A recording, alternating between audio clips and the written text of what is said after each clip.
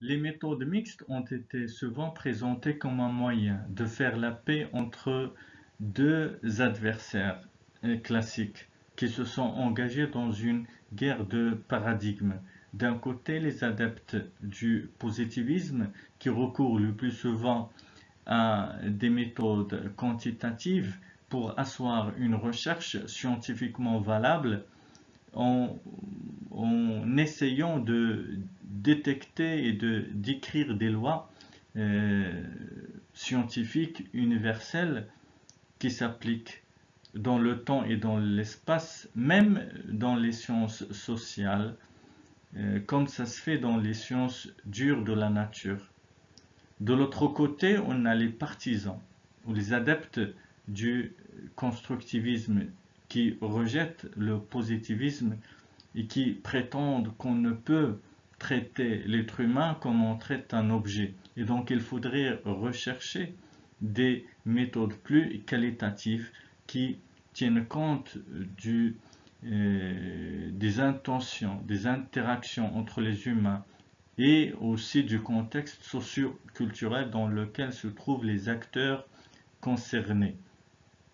Mais dès les années 90, des chercheurs ont commencé à souligner l'insuffisance de cette dichotomie entre les méthodes quantitatives et qualitatives, en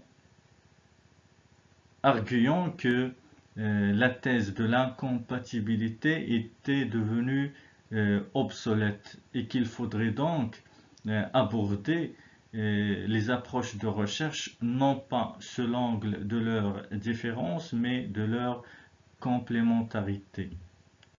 Alors, nous allons voir comment il est possible d'utiliser des méthodes mixtes dans une recherche scientifique en sciences sociales et de gestion. Pour cela, nous allons commencer d'abord par définir ce qu'on entend par méthode mixte. Ensuite, nous allons présenter leur intérêt, mais aussi les limites et les défis auxquels elles sont confrontées. Après, nous allons parler des clivages paradigmatiques opposant les paradigmes positivistes objectivistes et les paradigmes pragmatiques quant à l'utilisation possible de ces méthodes dans une seule recherche. Enfin, nous allons parler de leur design de mise en œuvre à travers la classification célèbre du chercheur américain Creswell. Pour ce qui est de la définition des méthodes mixtes, il en existe plusieurs. Mais ce qu'il faut mentionner dans ce cadre, c'est que ce sont les chercheurs américains qui ont été les premiers précurseurs à mettre en avant l'intérêt des méthodes mixtes dans le domaine de la recherche scientifique, parmi lesquels Vicky Clark, Charles Tiddly et Jean Creswell. Celui-ci définit les méthodes mixtes comme étant une approche de recherche dans laquelle le chercheur recueille et analyse des données à la fois quantitatives et qualitatives et les combine dans une seule recherche. De cette manière, les méthodes mixtes sont qualifiées de troisième voie, troisième paradigme, dite pragmatique. Les chercheurs sont créatifs et innovants en recourant à différents instruments de collecte de données, que ce soit quantitatif comme le questionnaire ou qualitatif comme les entretiens, ce qui permet une meilleure compréhension du problème de recherche que ne l'aurait fait le recours à une seule méthode de collecte de données. Ainsi, par exemple, un chercheur qui s'intéresse au comportement du consommateur va administrer d'abord un questionnaire à un échantillon de consommateurs pour voir leurs attentes au niveau d'une marque quelconque. Ensuite, et à partir des résultats enregistrés, il va développer un groupe de discussion, ce qu'on appelle le focus group, pour voir si les résultats mènent aux mêmes conclusions ou pour expliquer les résultats trouvés et en tirer du sens et des enseignements pour l'entreprise ou pour la recherche en général. Ainsi, l'intérêt principal des méthodes mixtes réside dans l'intégration des forces de chaque méthode et la compensation de ses limites, ce qui permet en fin de compte une meilleure compréhension des phénomènes humains et sociaux plutôt complexes et de saisir leurs aspects généraux mais aussi spécifiques. Néanmoins, le recours aux méthodes mixtes peut se confronter à des défis, notamment le défi de synthèse de données à la fois qualitatives et quantitatives qui peut paraître en apparence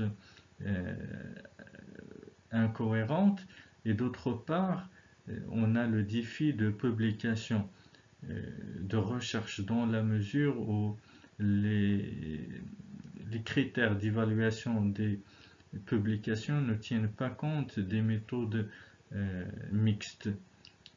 Enfin, le recours à des méthodes mixtes peut nécessiter une formation spécifique et des moyens et des ressources supplémentaires.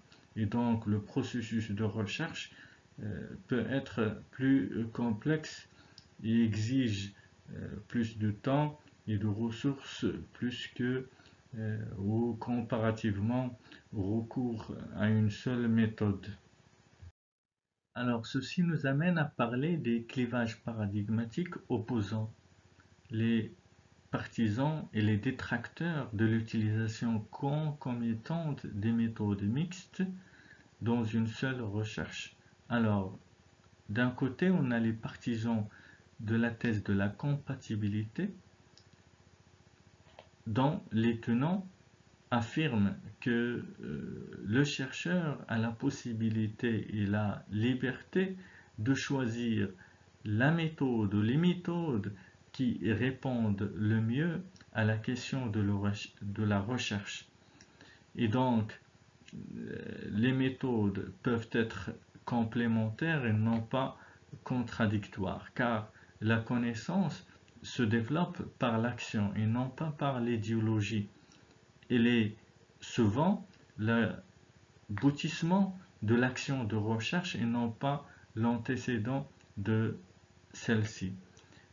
De l'autre côté, on a les opposants, les détracteurs de l'utilisation des méthodes mixtes. Pour eux, l'utilisation des méthodes quantitatives et qualitatives est aberrant et non pertinent car ils sont issus d'ontologie et de philosophie totalement opposées.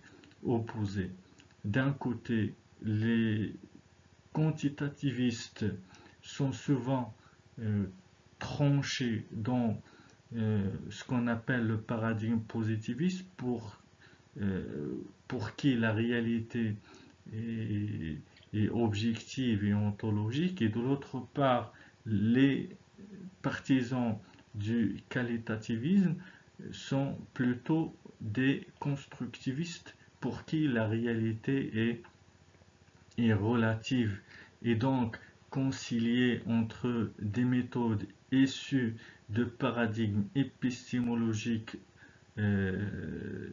contradictoire paraît en fin de compte incohérent. Pour ce qui est de design de mise en œuvre des méthodes mixtes, il est souvent choisi en fonction de la question de recherche et de sa nature, qui peut être soit confirmatoire, compréhensive, explicative ou descriptive.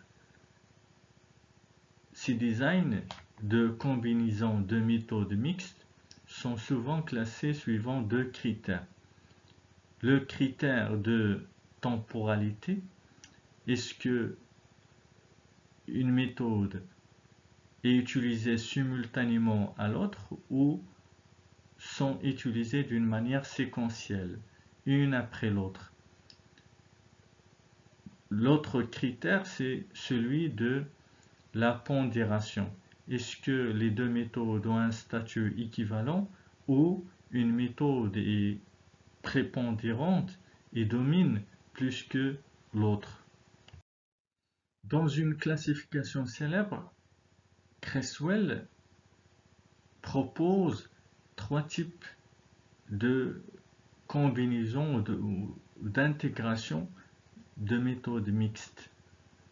Premièrement, on a le devis convergent dans lequel différentes méthodes utilisées en même temps, dans une optique de validation ou de triangulation de résultats. Et donc, on va collecter et analyser des données qualitatives et aussi des données quantitatives qu'on va intégrer dans une seule analyse de données.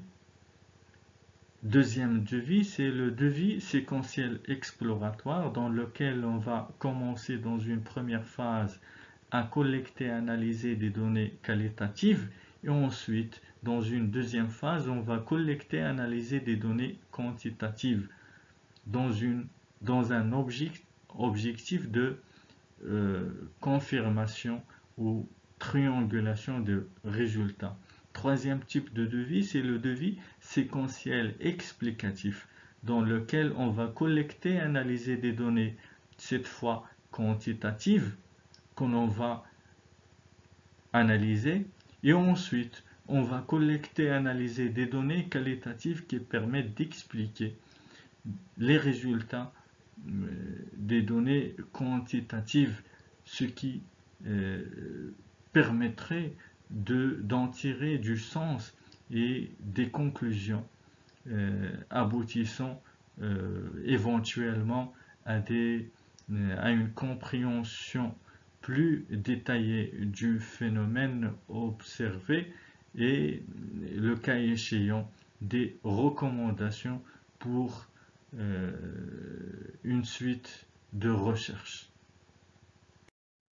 Pour conclure, on peut dire que même si le paradigme pragmatique est favorable à l'utilisation des méthodes mixtes et a comme ambition de mettre fin à la guerre de paradigmes opposant les positivistes et les constructivistes, il faut dire quand même que cette ambition est sujet de controverses et de critiques des deux côtés. Et on continue toujours à valoriser et soutenir les modèles de l'expérience scientifique et du courant positiviste dans la sphère de la communauté de chercheurs.